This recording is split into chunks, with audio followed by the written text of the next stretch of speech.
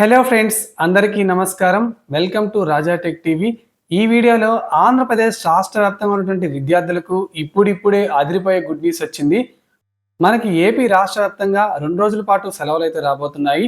ఇప్పటికే దీనికి సంబంధించి విత్ ప్రూఫ్‌తో సహా నోటిఫికేషన్ కూడా వచ్చింది.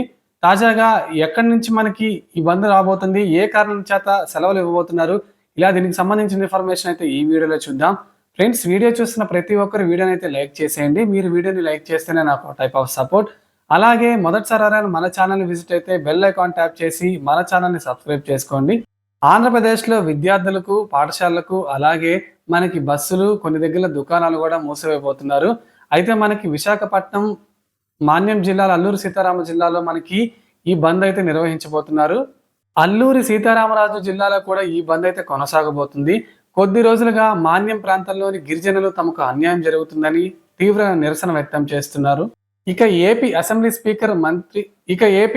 స్పీకర్ అయ్యన్న పాత్రుడు ఆదివాసీల హక్కులకు భంగం కలిగించేలా మాట్లాడారని, టూరిజం అభివృద్ధి చెందాలంటే గిరిజనుల రక్షణగా ఉన్న 1/70 చట్టాన్ని సడలించాలన్న స్పీకర్ అయ్యన్న పాత్రుడి వ్యాఖ్యలు నిరసనగా ఈ బంద్కు పిలుపునిచ్చింది. గిరిజన ప్రాంతాల అభివృద్ధిని నిధులు ఇవ్వకుండా చట్టాన్ని సడలించాలని చెప్పడం ఏంటని జేఏసీ నేతలు ప్రశ్నించారు. ఇక 12వ తేదీన జరగబోయే బంద్లో రోడ్లపై జరిగే నిరసనలో ప్రతి గిరిజనుడు పాల్గొనాలని జేఏసీ కోరింది. ఇక ఈ నిర్ణయంతో స్కూళ్లు, కాలేజీలే కాకుండా కార్యాలయాలు, దుకాణాలు కూడా మూతపడ్డాయి. ఏపీ వ్యాప్తంగా మాన్యం జిల్లాలకు ఆదివాసులు జేఏసీ బంద్కు పిలుపునిచ్చింది. ఇక పాఠశాలలు, దుకాణాలు, ఆర్టీసీ బస్సులు ముందుగా మనకి బంద్ సమాచారం ఉండడంతో నిలిపివేశారు. కొన్ని చోట్ల ప్రైవేటు పాఠశాలలు తెరిచినా కూడా వాటిని ఆదివాసీలు అయితే మనకి ముగించి వేశారు. సో ఇలా మనకి ఏపీ రాష్ట్రంలో ఏంటంటే మనకి ఫిబ్రవరి 11వ తేదీ, 12వ తేదీన అయితే బంద్ను అయితే చేపట్టబోతున్నారు. ఈ బంద్ కారణంగా మనకి ఏంటంటే కొన్ని పాఠశాలలు, దుకాణాలు, అలాగే ఆర్టీసీ బస్సులు కూడా నిలిచిపోయాయి.